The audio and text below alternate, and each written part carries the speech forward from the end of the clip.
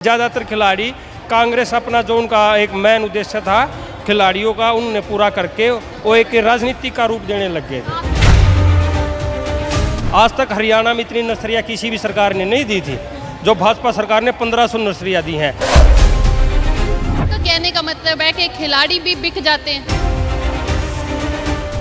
इस कार्यकर्ता सम्मेलन में बहुत लोग पहुंच रहे हैं, तमाम भाजपा के कार्यकर्ता यहां पर पहुंच रहे हैं। वहीं हरियाणा की अगर बात करें तो हरियाणा खेल कूद में अव्वल माना गया है और कई ऐसे प्लेयर्स हैं जो भाजपा का दामन पकड़े हुए हैं। हमारे साथ एडवोकेट मुकेश जी हैं। मुकेश जी, सबसे पहला सवाल तो यही कि आप इंटरनेशनल प्लेयर रह चुके हैं, भाजपा में हो। सबसे बड़ा एक मैं कहती हूँ धब्बा जो भाजपा के ऊपर लगा है वो प्लेयर्स की ओर से ही लगाया गया। हमने दिल्ली में देखा किस तरीके से वहाँ पर हमारे खिलाड़ी जो है वो बैठे रहे, लेकिन कोई सुनवाई नहीं हुई। मैम, सबसे पहले तो मैं आपका और आपके दर्शकों का बहुत बहुत धन्यवाद करता हूँ। और मैम, आप सभी ने पता कि आप एक पत्रकार हो, ये वो एक राजनीतिक थे। बीजेपी पार्टी एक खिलाड़ी देश के लिए होता है, देश के लिए मेडल आता है, ठीक है। उसने पार्टी खिलाड़ी जो उसका जीवन है, खिलाड़ी जीवन में रहते हुए राजनीति नहीं करनी चाहिए। चलो, अभी उनका शोषण हुआ, कुछ आरोप लगाए गए, तो हमारे पास सबसे बड़ा हमारा लोकतंत्र है, में सुप्रीम कोर्ट है। हमने कानून का सहारा लेना चाहिए था। कानून के जरिए में सज़ा होती है, इसमें कोई बड़ा नहीं होता। कानून सबके लिए बराबर होता है। अगर शोषण हुआ था तो वो बहुत गलत था, तो उसमें कार्रवाई होने लग रही है। अपने जो कानून है वो काम करने लग रहा है। और मैं वो देख लेना, वो एक अंधविश्वास हो गया था उनका, एक कांग्रेस का रूप ले लिया था।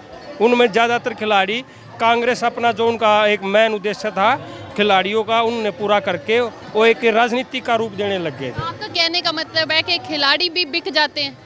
नहीं, बिकना नहीं होता। आप देखो भाई, हम भाजपा में हैं, हम देश हित के लिए आए हैं। मोदी जी के नेतृत्व में कैसे हमारा भारत एक विश्व गुरु बनने जा रहा है, सबको पता है।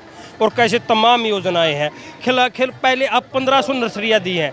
आज तक हरियाणा में इतनी नर्सरियाँ किसी भी सरकार ने नहीं दी थी जो भाजपा सरकार ने 1500 नर्सरियाँ दी हैं। और जो खिलाड़ी होता है उसने पता है कि भी नर्सरियों से कैसे तैयार होती है। खिलाड़ी गाँव में नर्सरियाँ देती हैं और नींव रखी जाती हैं। तो बीजेपी सरकार ने खिलाड़ियों के लिए तो बहुत अच्छा काम किया। डिप्टी डायरेक्टर लगाए हैं डायरेक्ट, कितनी बड़ी योजनाएं हैं। मैं गणाने लग जाऊंगा तो सुबह से शाम हो जाएगी। और मैं ये बताना चाहता हूं, वो खिलाड़ी वहां पे बैठे थे, उन्होंने जो उन पे आरोप लगाए थे वो कानूनी तौर पे उन पे कार्रवाई करवानी चाहिए थी, ना कि उनको एक राजनीतिक एजेंडा बनाना चाहिए था। हाँ, राजनीतिक एजेंडा बनाया था।